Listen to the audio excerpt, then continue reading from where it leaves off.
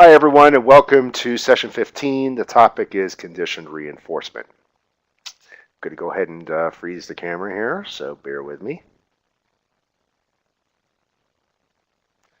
And get the pointer out and let's begin.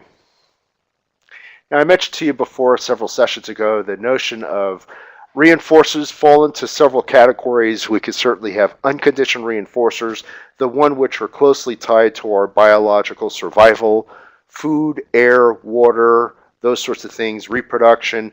These are more general ways of talking about the kinds of stimuli that will function as reinforcers, primarily because they're directly tied to our survival as a species.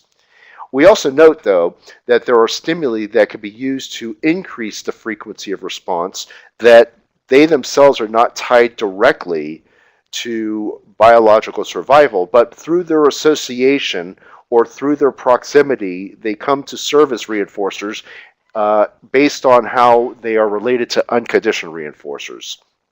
Let's go through an example.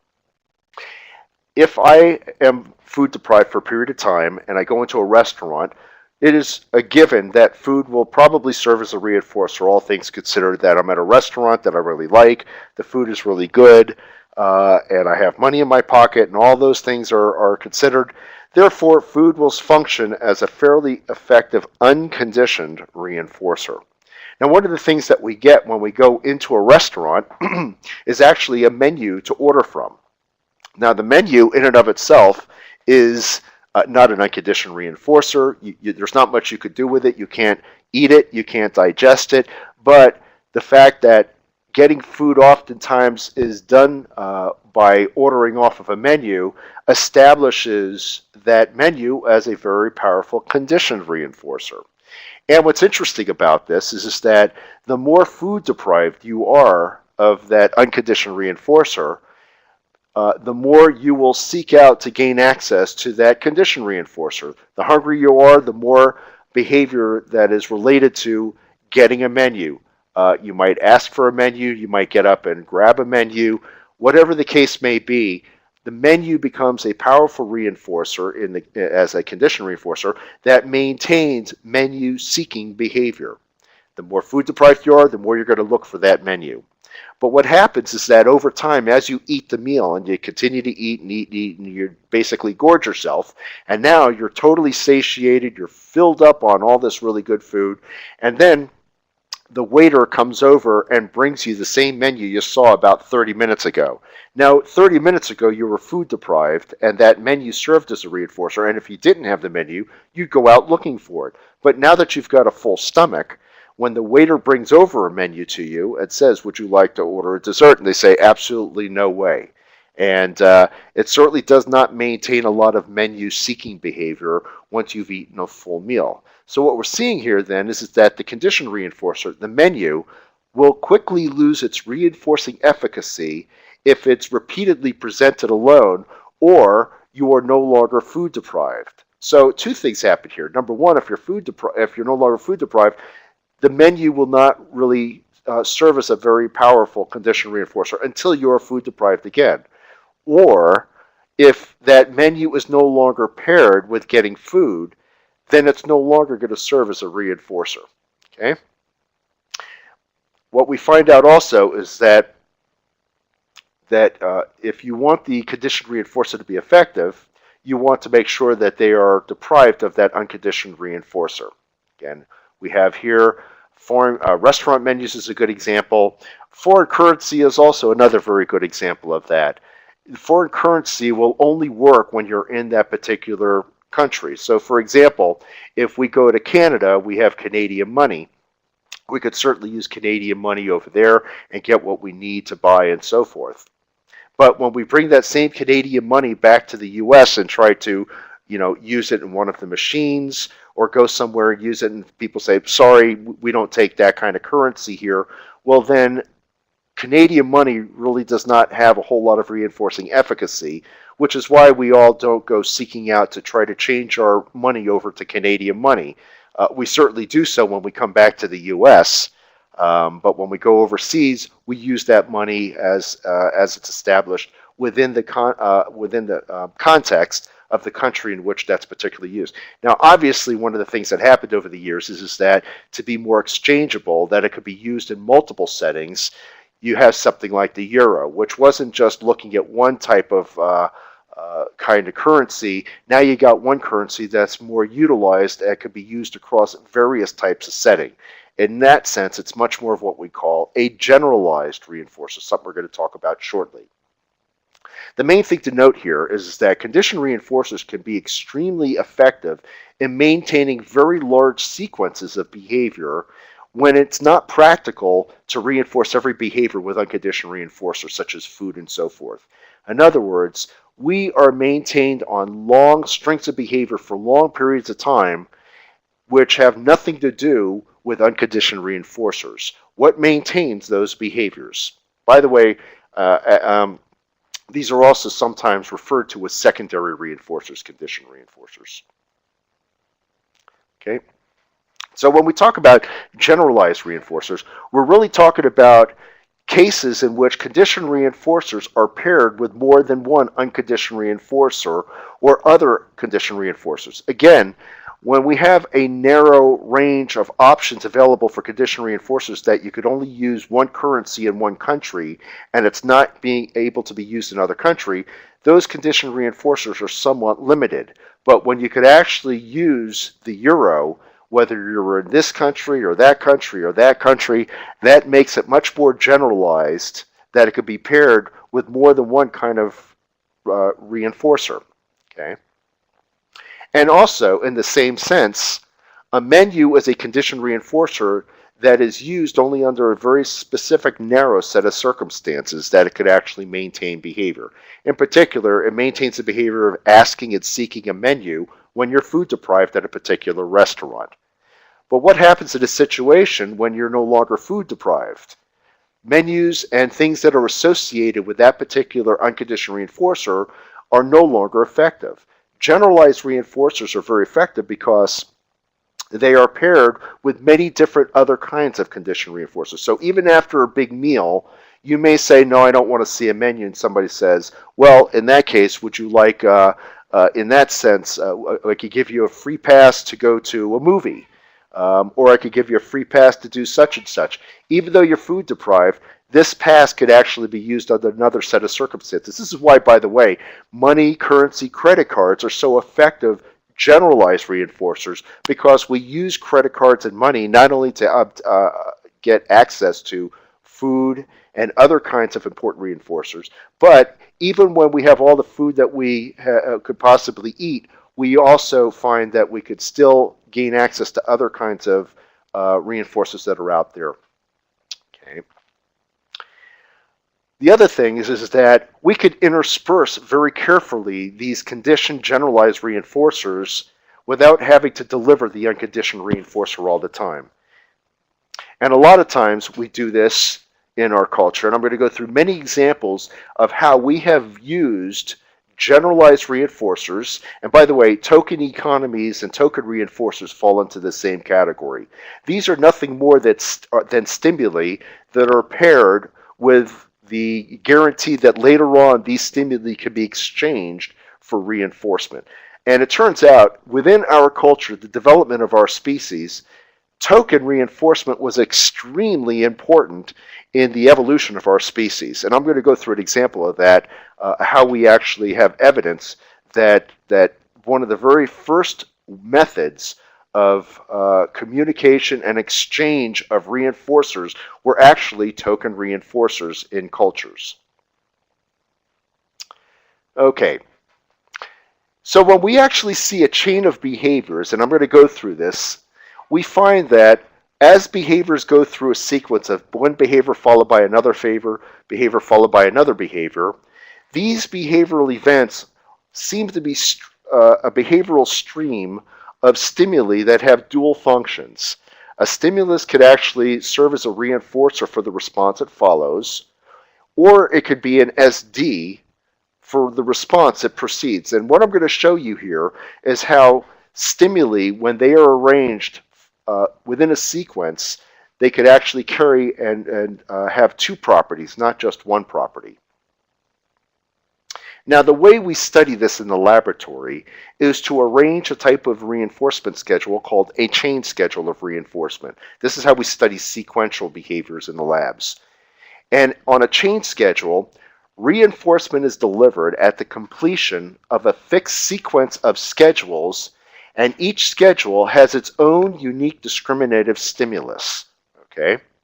Now, before we talked about a multiple schedule in which we would have a multiple fixed interval, fixed ratio, and you could have a fixed interval with one red color, fixed ratio with another green color, and you could switch back and forth between red and green. But in a multiple schedule, reinforcement is coming at the end of the completion of one schedule, and it's alternating between schedule A and schedule B. Reinforcement's delivered at the end of each schedule. On a chain schedule, it's not delivered at the end of a schedule, but actually it's a sequence of schedules. Let me show you what I'm talking about here. What we're looking at here is a chain of FI 15 seconds in which there's a bunch of these little tiny FI schedules. Here's the first FI, followed by, and here you can see a long pause, the pigeon responds, here's the pip mark, which changes from schedule 1 to schedule 2. You can see the next FI 15 seconds right here for the 15 seconds. The first response after 15 seconds, you can see changes the schedule to the next one, schedule 3, which is also at FI 15 seconds, right? Pigeon responds a little bit more after 15 seconds. First response after 15 seconds goes to the next schedule. And it goes through this entire sequence of 6 schedules, and each schedule in the chain has its own unique key color. Perhaps key color 1 might be white, which changes to the next color, which is blue, then red, then green, then yellow, and so forth and so on. And then at the end of this chain of 6 little FIs, here's the 6th one, the pigeon goes through the last FI 15 seconds, reinforces delivered, the pen resets, and we begin the next chain schedule. And you can see the first chain schedule, the second, the third, and so forth.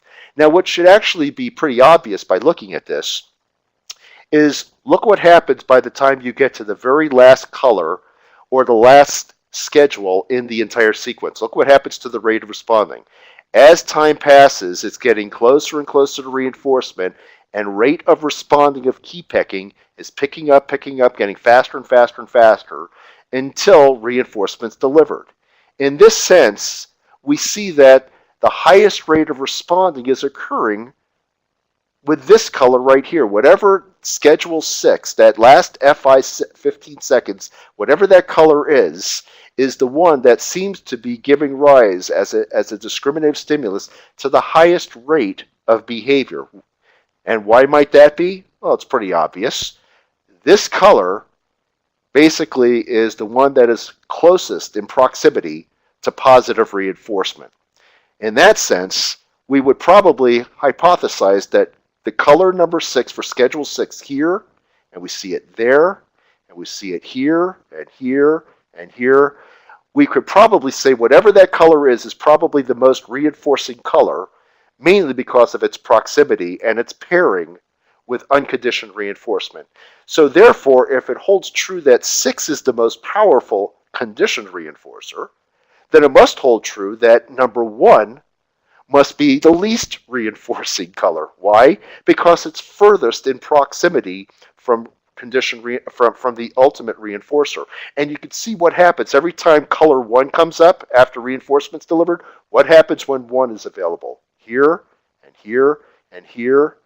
Not so much there, but clearly here and clearly here. It appears that 1 has inhibitory properties. 6 might be said to be the most powerful conditioned reinforcer. It has excitatory properties. But 1, which is a discriminative stimulus that reinforcement is as far away, this stimulus is as far away from reinforcement, it would probably lead to the least amount of responding, which is why you see these really long pauses here. I'm going to come back and talk about that because this is one of those things that clearly happens that we see a lot of times, in which when we try to arrange stimulus control for the better, it comes back and bites us because while we get excitation here, we get nothing happening here. Remember, 15 seconds defines this first schedule, that the first response after 15 seconds sets you on your way to the very end of the sequences. And yet, look how long these pauses are, here and so on. It's pretty remarkable, the effect of stimulus control in that situation. Now, in studying the schedules, we have another schedule called a tandem schedule.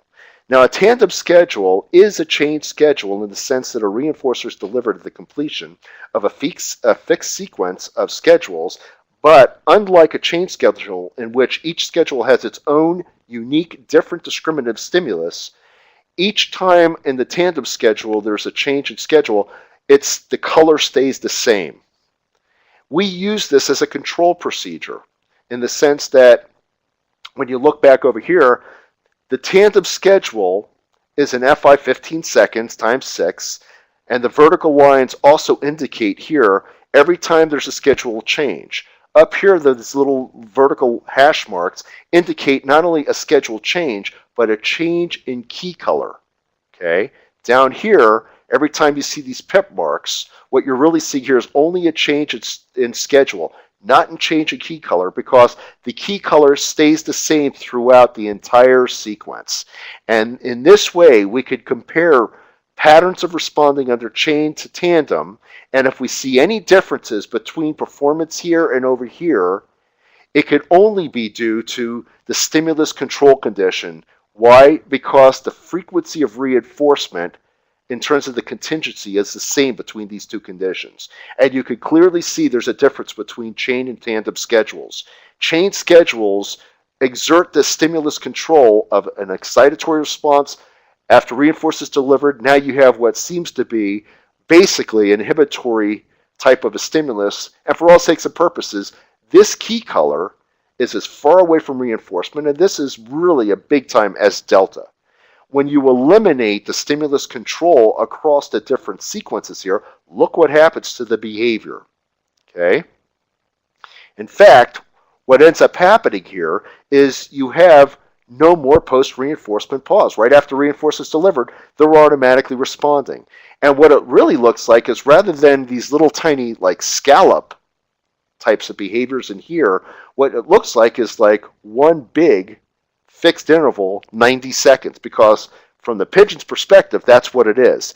An FI 15 followed by an FI 15 followed by FI 15, and doing that 6 times where there's no change in key color, for all sakes and purposes, this is nothing more than a big FI 90-second schedule. Okay? All right.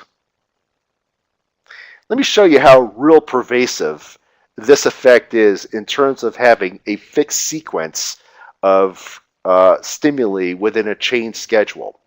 This is a fixed chain schedule. This is an experiment that was run by Kelleher and Fry back in 1962. In this schedule, it was considered a 3-component FI 90 schedule of reinforcement. Here we're going to compare the effects of either a fixed chain schedule, the tandem schedule, and something here called variable chain, which I'll come to in a second. Under a fixed schedule, this is very similar to what you just saw before, except that instead of 15-second components, these components are actually FI 90. Okay, so essentially under this condition, it's an FI 90. The first response under FI 90 in the presence of one stimulus changes the color and changes it to the next schedule of FI 90 seconds. The first response after FI 90, which is right there, changes the key color and changes the schedule to the last FI 90. Okay, right there. You go through this last FI 90 in the presence of that color, food's delivered, the pen resets, and then we're back to the next chain schedule. Okay. Now, in this situation here, inter-reinforcement interval is actually approximately 270 seconds. Why? Because if the pigeon responds completely through the FI 90, the first response after 90 seconds, then they only have to go through 3 FI 90s to get food, right? FI 90, FI 90, FI 90. That's 270 seconds between one reinforcer and the next. So if the pigeon responds maximizing by responding straight through and optimizing its behavior, then it should get food approximately every 270 seconds. However, under this condition, look what happens. When it comes back to that first condition, right after reinforcement is delivered, look how long some of these pauses are. They're so long. What they've had to do in this experiment was to give you a little gap here to show you that the time between here, this was 15 minutes long. This little gap right here was 20 minutes long. Looking over here, right after reinforcement is delivered, right between here and here, they show you that this gap of time was 40 minutes long. So in other words, even though they could get food every 270 seconds, because of this set of stimulus control conditions and this clear as delta, when it comes back to the beginning of the sequence, there is no behavior. That's amazing that it could have such inhibitory properties that the animal just doesn't respond. Go to the tandem condition, in which the same contingency of reinforcement is in place, that is 3 FI90s followed one after another, but now we get rid of that unique stimulus for each component, and now we have one color through the entire sequence. And you can see here, look what happens. No more post-reinforcement pause. Wow. Pretty impressive. In other words, again, the color stays the same, so from the pigeon's perspective, it's just nothing more than one big FI 270, and what you get is just a big old scallop. If we were going to now make changes, which is somewhere in between these two conditions, in which we take the fixed chain, which has 3 different colors, unique colors, but rather than keeping it fixed, now we're going to arrange those colors randomly so that each one of those 3 colors has a 0.33 or 33% chance of being in any of the sequences. That is, it may be blue is the first color in this chain here, and then the next time it's going to be the last one. In other words, we just take those 3 colors and randomize which component they're associated with. Look what happens to the performance. You get literally little tiny FIs. See that right there?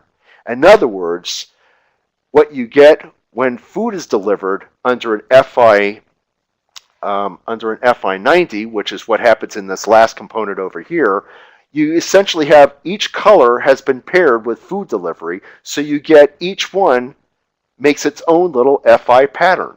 In other words, the behavior that is exerted by the food, because this is what food would do on it. If you just delivered food every 90 seconds, this is what it would look like. Food every 90 seconds. Just a chain of FIs, just like you saw way back when I showed you fixed interval patterning under the schedules of reinforcement section. In other words, the color of the light is acting as a condition reinforcer, because the behavior you get when you use food, you're getting the same behavior now when you get a light that's paired with that food.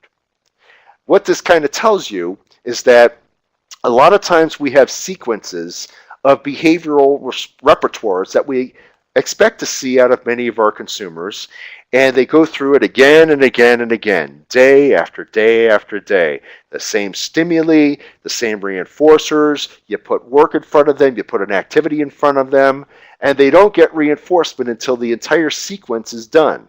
And after they get a reinforcer, you find that a lot of times consumers don't want to get right back into getting into the activity. Students, you find the same sort of thing happening. Once they go through it, they have to go through it again and again.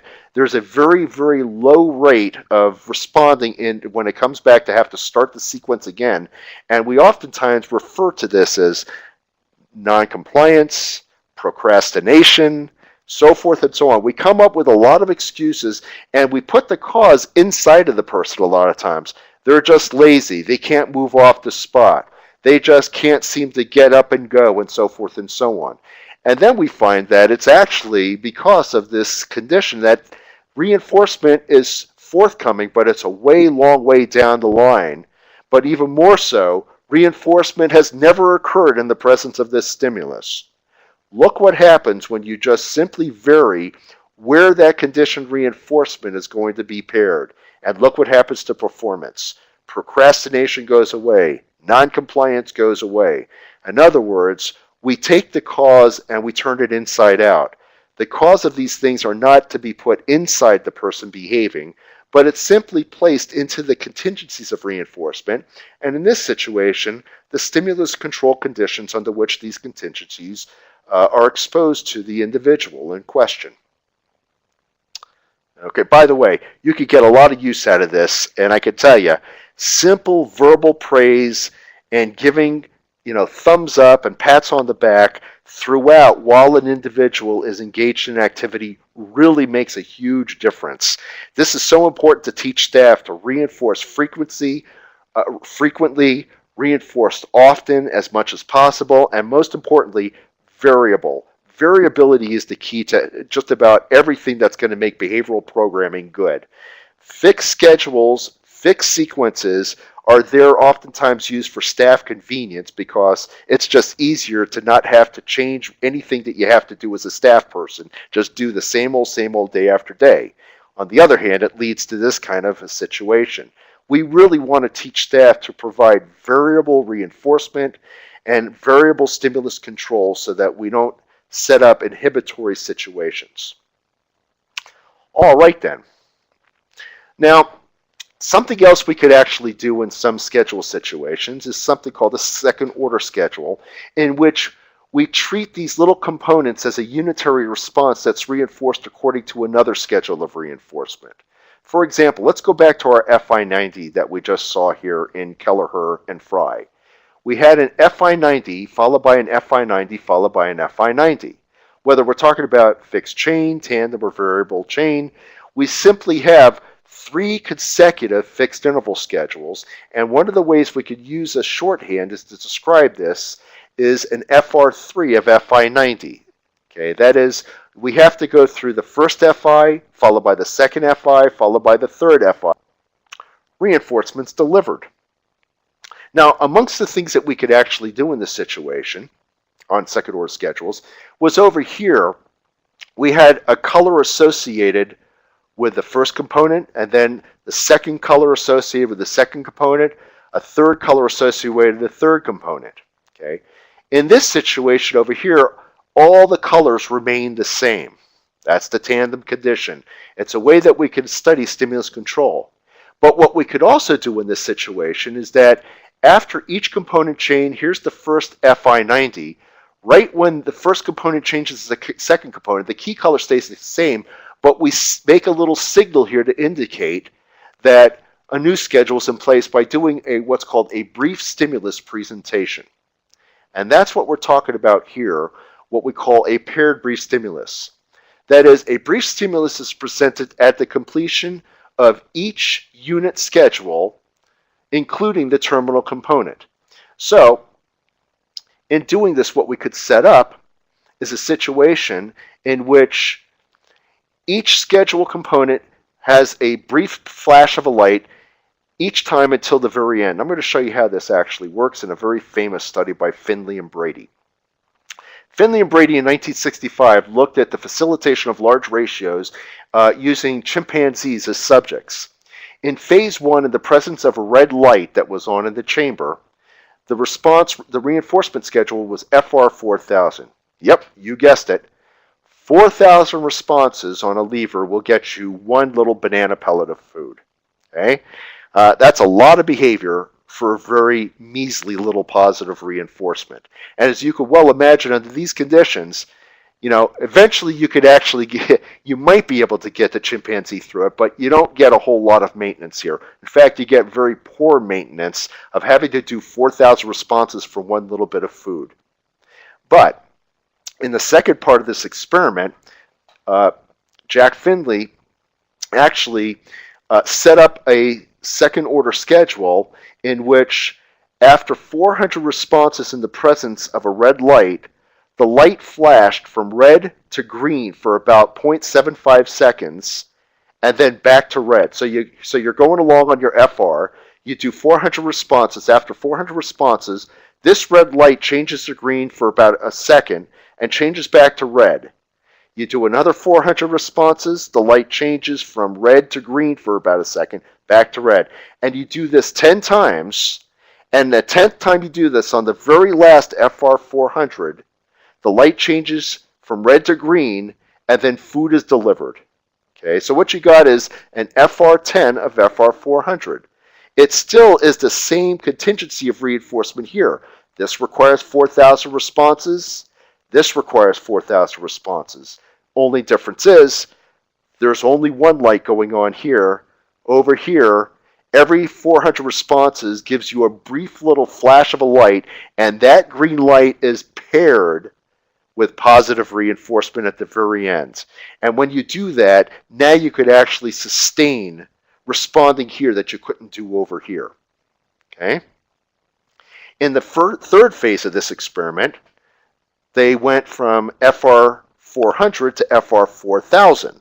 And again, every 4,000 responses produced a change in red key light to green key light for 1 second back to red. It's only a 1 second flash of a light. That's the paired brief stimulus.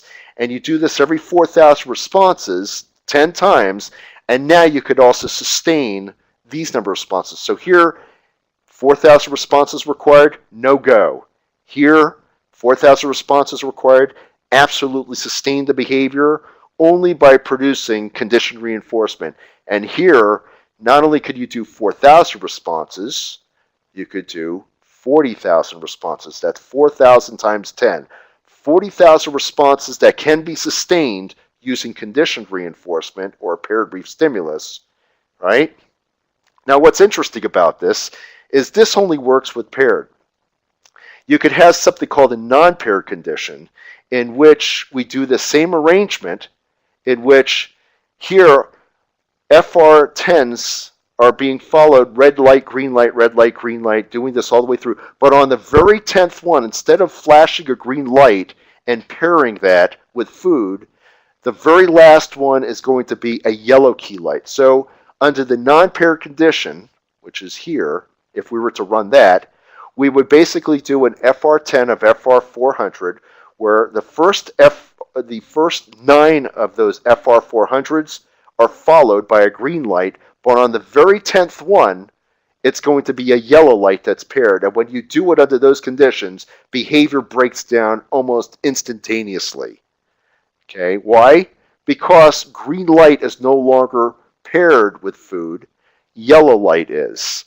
Yellow light becomes the condition reinforcer in an unpaired condition, and therefore all those little flashes of green light after every single FR4000, green light is meaningless because it's only yellow that's paired with food, and this performance instantly breaks down. Go back and change that last one from yellow to green so that all of those are green all the way through, and all of a sudden you have enhancement of responding again. And if you don't believe me, let me show you what the data looked like. This chimpanzee's name was Silly. Silly was on the FR10 of FR400, and you could clearly see beautiful sustaining responding all the way throughout the situation here. But as you could well imagine, after the chimpanzee earned that reinforcement, what happened? Long pause before it went through the next sequence of 400s. And this is actually the effect of, again, fixed ratio. This is Lola. Lola was on a partial record here. This is FR4000 of FR30. In other words, FR30 of FR30, you had to do 4,000s to get reinforcement. In other words, one reinforcer was delivered after 120,000 responses occurred. And again, this could only be sustained using conditional reinforcement. It could not be sustained using another method. Okay. Now, it used to be that when I, as a good example of this, years ago back in the 60s when I used to take martial arts and the karate classes, we had different color belts. That is, you start off as a white belt, and you do that for about a year, and then you could test for your yellow belt. And then after you do that for a year, you test for your green belt. And after about a year, you could test for your brown, and then in a year, you could test for your black. In other words, it was a sequence that took roughly 5 long years from beginning to end to walk away with your black belt. And it should be no surprise that there weren't a whole lot of black belts in the 60s and 70s when we were going to karate, because that was a very, very big schedule of reinforcement that really didn't sustain a whole lot of behavior. What we see happening over the years is that It still takes roughly 4 to 5 years to get a black belt, but now they've introduced a whole lots of flash of colors and things like that. They've increased the frequency of a lot of these little flashes of brief stimuli and condition reinforcers. Okay, that entails maybe going from a white belt, and after about 6 months you could test for a yellow belt. Then 6 months later you could probably test for your blue belt, then an orange belt, then a purple belt. And so when I used to teach martial arts back in Massachusetts, back in the late 1990s, all of a sudden the classes were filled with kids. A lot more kids are getting black belts, and mainly because it's still the same amount of time, but when you actually are able to intersperse a lot more of the conditioned reinforcers along the way, you're able to actually sustain a whole lot more behavior than you could under other conditions. Okay. Now I want to kind of go over here another experiment and looking at a token economy. And by the way, token economies, again, there are lots of examples in our culture. Frequent flyer miles, absolutely a token economy. Although you're not actually literally given a token as soon as you step off the plane when you've reached your destination, what you do get, it shows up in your account. Okay? When you get credit cards incentives, okay, that you could actually use a token to get 2 for 1.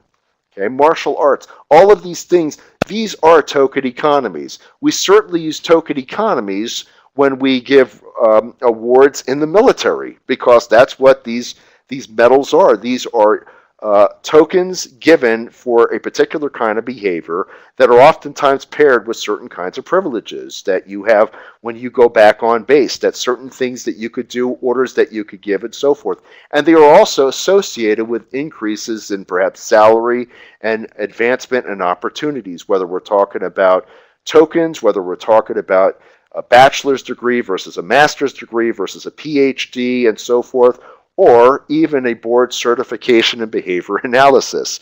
It is a certification. It is essentially a conditioned reinforcer, and it's in the form of a token. Okay, so in the world around us, there are constantly token reinforcers, whether we use it with humans, whether we use it with non-humans as well, right? And that's what I'm going to show you here, is a token reinforcement study done by Frank Webby and Ed Malagotti back in 1976, which kind of shows you something interesting about what I call schedule integrity. This is an FR6 of FR20, in which the rat was placed on a schedule of reinforcement of earning tokens, and these tokens, by the way, were simply marbles that the rat would receive for each FR20 that was emitted by the rat under this schedule. So the rat responds 20 times and a little marble drops into the chamber. The rat responds another 20 times, another marble. The rat does this 6 times, this FR 6 times, and as soon as it completes the 6th FR20, the lights change from red to white, and white indicates the opportunity to exchange the marbles for reinforcers. Okay, and now what you got is a rat who has 6 marbles in the chamber. The rat has to pick each marble up, walk over to the wall in the chamber, drop the marble into a hole in the wall, and a pellet of food is delivered. It's very much just like a vending machine that we've taught the rat to do. At some point, perhaps somebody's going to ask me, how in the world did you teach a rat to operate a vending machine like this? And again, through shaping, differential reinforcement, successive approximation, stimulus control, Ed Malagotti was literally the king of token reinforcement with rats. And this is the stuff that we were studying down at the University of Florida when I was in Ed Malagotti's lab. Condition reinforcement was just one of the many things that we studied there. And again, you can teach the rat to do this. They would pick up the marbles, walk over, deliver themselves reinforcement, and as soon as they got 6 reinforcers, they dropped 6 marbles, one right after the other. So they drop one marble, one in the wall, they get a pellet of food. Pick up the next marble, drop it into the wall, into the receptacle in the wall, food's delivered into the chamber. They do that and they spend their 6 tokens. The white exchange light goes off, the red light comes on, time to go back to work. So we're alternating between fixed ratio 20 and having to earn 6 marbles and then going back to the exchange schedule, time to exchange for reinforcement. So that's essentially the program. And when you do this, you could see here beautiful FR6s. Here's your FR, FR, FR. You get these little tiny FRs here, right? And then at this point right here, they have 6 marbles. Food is the marbles are there. The exchange light comes on, and now the rat has to exchange the food, the marbles. When the light comes back on to work again, you get a post-reinforcement pause. In other words, you have in this situation, and let me be clear you understand this, you have an FR20s, these little FR20s, and you have this big FR6. So that when you actually look at the results, here's your little FR20s, here's your big FR6, break, run, and so forth. Okay? When Malagotti and Webby exchanged the program from FR20, and again, one marble, but instead of having an FR6, he changed it to variable ratio so that you didn't have to have 6 marbles every single time. Sometimes 1 marble, sometimes 12 marbles. On the average, it came out to 6, and you could see here on the exchange what happens. In other words, you were able to still sustain beautiful FR performances all the way throughout those little FR20s. You could see them beautifully here, but look at the big schedule of exchange. Now it looks like variable ratio. So what's interesting about this is that schedule control and schedule patterning will happen at every one of these little levels. You get a little FR, you get a big FR. You get a little FR, you get a big VR. And you get schedule integrity, what we call schedule performance integrity, depending on which level you look at. And again, this to me is just one of those remarkable things about orderliness of behavior that is so true. Little things could look like FR. At another level, they could look like a big VR, and it all depends on the contingencies of reinforcement. Change the contingency of the exchange schedule, you get a concomitant change that goes from one big FR to these VRs. And you see it over here with this rat, you see it with this rat. You could switch back to FR, and look what happens. You get the little FRs, and you get the big FRs. Okay, let's move on. All right. Now, some of the early research that was done on token economies were used in many mental health kinds of settings, in particular in which studies in which they tried to look at the differences between preferred jobs and non-preferred jobs, and using token reinforcement to delay the reinforcer delivery of the token and the ultimate exchange for the backup reinforcer, whatever that happened to be on the units. And you're going to see here a couple of graphs, and this is really shouldn't be a big surprise. Under baseline conditions, we see that the rate of admission here, and what we're looking at here is performance, the total number of minutes per day spent on preferred jobs versus non-preferred jobs. Preferred jobs are going to be indicated by these large circles. The non-preferred jobs are indicated by these little X's here. And during baseline conditions, when there's no token reinforcement delivered, people are going to do the preferred jobs, but non-preferred jobs stay non-preferred until we implement token reinforcement contingent on doing non-preferred jobs. And when you do that, you get seemingly a reversal. The non-preferred jobs will all of a sudden be preferred. The preferred jobs give way to the non-preferred jobs. Why? Because now you're going to obtain reinforcement contingent upon that behavior, whereas before you didn't.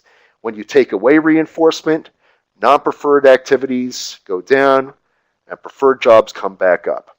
Okay, this should actually be no surprise, right? We see a lot of situations, and I used to have this on my on the units in which it was hard to get staff to do non-preferred shifts. You know what those are, the ones close to holiday, right? The preferred shifts are the ones that are easy, the 9 to 5 jobs, Monday through Friday. Boy, you have no problem getting staff to do that, and nobody goes for the non-preferred jobs. But all of a sudden you say, okay, for the non-preferred positions, we're going to pay a little bit more money. You're going to get time and a half. all of a sudden, everybody wants to do the non-preferred jobs, and it never failed. The minute I'd implement time and a half for some of these hard to fill shifts, I had staff lining up at my door, all of a sudden filling in for midnight on a Saturday night. In a million years they wouldn't do that before, but all of a sudden offer them a little bit more incentive. Now they're clamoring at my door until, of course, the management comes in and say, no more time and a half. You're going to have to go back and fill the positions. And of course, what happens? Those positions stay unfilled and people go back for the 9 to 5 Monday through Friday positions. So again, what we see here in a mental health hospital kind of a setting, institutionalized setting that Ayan and Azrin discovered in 1978, certainly holds true on my units when I'm working with my staff, and certainly it holds true on many other programs in which we see the same sort of thing happen. Looking at this particular graph, we see here when reinforcement's contingent upon performance, right, you get performance sustained. But if we were to just simply deliver token reinforcers to people, but we didn't make a contingent on any activity, right, we just simply deliver it non-contingently, well, then look what happens to their performance. It goes down. And this is what's going to happen sometimes if we just simply give tokens without it being contingent on any particular activity. Don't expect the activity to be sustained, okay? Until, of course, you deliver reinforcement upon it again and again, okay? So it clearly means is that reinforcement is necessary to sustain behavior. It should be no surprise that conditioned reinforcers and token reinforcers, it's the same thing holds true too. If you all of a sudden start delivering reinforcers non-contingently, expect the behaviors to dissipate that you have shaped up. Why? Because they're just not, there's no need to do it anymore. They're getting it completely non-contingently. And of course over here, when we deliver reinforcement contingent upon performance, behavior sustained. When we stop delivering reinforcement, behavior goes away. That's no surprise. That's extinction. We come back and we start delivering reinforcement contingent on performance. It comes back. All right. Now, I'm not going to go through this, but if you're interested, I believe that Pearce and Cheney go into a variety of theories which account for conditioned reinforcement. And there are three that I will highlight. I'm not going to talk much about it. But the first one is the fact of what we call pairing. That's simply pairing a neutral stimulus with a reinforcer will establish that as a conditioned reinforcer. And that was Kelleher's work. Kelleher, by the way, did incredible research on conditioned reinforcement back in the 50s and 60s and 70s. Some absolute brilliant stuff in terms of chain schedule research and so forth. Really, really phenomenal stuff. Another theory that came along was something called the uncertainty reduction hypothesis. That is that conditioned reinforcers become conditioned and maintain behavior, not simply because they are paired with positive reinforcement, but mainly because they provide what he called information about the availability of unconditioned reinforcers. And Wyckoff had set up some very interesting experiments back in the late 60s, which kind of indicate that that there may be more in terms of the information that's provided by these stimuli rather than just simple proximity to unconditioned reinforcement. And then finally, the third theory that was provided by Ed Fantino, delay reduction hypothesis, which indicates that the condition reinforcing value of a stimulus really takes into consideration not just the uncertainty or how much information it gives or proximity, but it gives information more about how far along you are towards getting reinforcement and what the delays have been reduced in the process. So again, these are somewhat more complex theories. You're more than welcome to delve into the world of conditioned reinforcement. Some very, very interesting, intriguing research in this area to try to figure out what the heck is going on here. All right. And I think that does end conditioned reinforcement. I'm going to go ahead and unfreeze the screen and bid you all goodwill. And I will see you soon. The next time we come back, we will talk about behavior acquisition, again in the briefest sense of the word, because you'll be covering response acquisition and behavior acquisition in many of the other courses in this sequence. So I'm just kind of going to go over some of the things that we talk about in terms of shaping,